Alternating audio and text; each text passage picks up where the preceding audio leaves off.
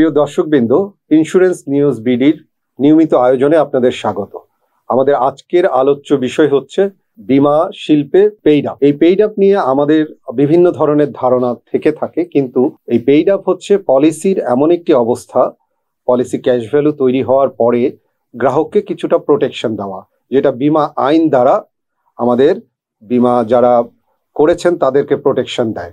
কিন্তু এই সম্পর্কে আমাদের স্বচ্ছ ধারণা নেই বলে আমরা অনেক সময় এটা নিয়ে ভুল বুঝে থাকি। আপনারা জানেন, প্রত্যেকটা পলিসির ক্ষেত্রে প্রিমিয়াম আমরা গ্রহণ করে থাকি এবং এই প্রিমিয়ামের থেকে বিভিন্ন ধরনের খরচ যেমন হয়ে থাকে, তেমনি এই প্রিমিয়ামটা আবার বিনিয়োগও হয়। কিন্তু একটা জিনিস আমরা সঠিকভাবে জানি না, যে প্রতিটা মুহূর্তে ইন্স্যুরেন্সে কিন্তু এক ধরনের রিস্ক প্রিমিয়াম ক্যালকুলেট করা হয়, কারণ প্রতিটা মিনিটের জন্য আমাদের এক ধরনের লাইবিলিটি আছে, একটা দায়বদ্ধতা আছে। আমরা একটা ছোট্ট প্রিমিয়ামের এগেনস্টে তার পলিসির যেই মূল্য বা আমাদের যেই সাম ভ্যালু আছে, সেই সাম ভ্যালুটাই কিন্তু আমাদের সম্পূর্ণ লাইবিলিটি। তাহলে পলিসি আইন দ্বারা আমাদের প্রত্যেকটি পলিসির ভিন্ন ভিন্নভাবে পেইড আপ তৈরি হয় এবং বীমা আইনেও এটা সঠিক নির্দেশনা দেওয়া আছে যে 2 বছর হওয়ার আগে পলিসি কিন্তু পেইড আপ মূল্য তৈরি হতে পারে না। এই পেইড আপ করার মাধ্যমে আমি কিন্তু বলি দুপাশই ক্ষতিগ্রস্ত হয়। যারা পলিসি করেছেন তারা যেমন ক্ষতিগ্রস্ত হয়, কেন? তারা কিন্তু তাদের যেই নির্ধারিত কাভারেজের আওতায় আর থাকেন না। ধরে নিচ্ছি একজন ব্যক্তি 10,000 টাকা করে প্রতি বছর প্রিমিয়াম দিবেন, 10 বছরের জন্য 1 লাখ টাকা, এবং তার ধরেই নিচ্ছি তার কাভারেজ হচ্ছে 1 লাখ টাকা। কিন্তু উনি 2 বছর যদি প্রিমিয়াম দেন, 20,000 টাকা দেওয়ার পরে পলিসিটা যদি পেইড আপ হয়ে যায়, তার কিন্তু কাভারেজ আর ওই যে 1 লাখ টাকা থাকলো না। এবং এই কাভারেজটা পলিসির যেই ফ্যাক্টর আছে তার মাধ্যমেই কিন্তু ক্যালকুলেশন হচ্ছে।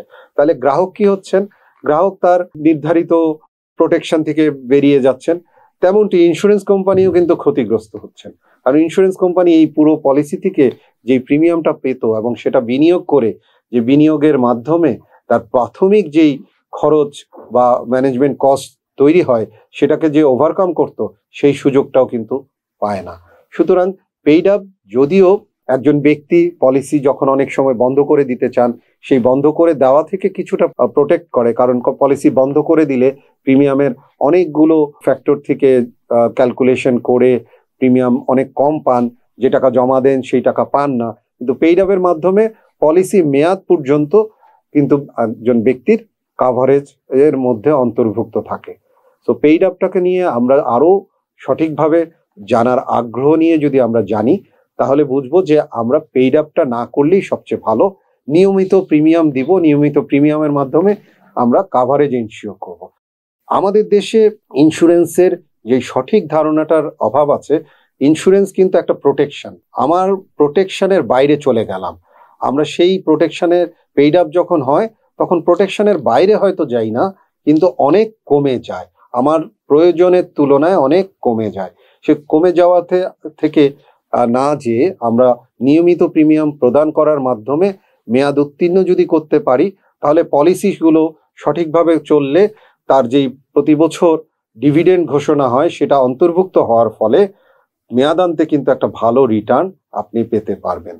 তাই আমরা সবাইকে আহ্বান জানাবো যে আমরা নিয়মিত প্রিমিয়াম প্রদানের মাধ্যমে পলিসিগুলো নিয়মিত রাখবো।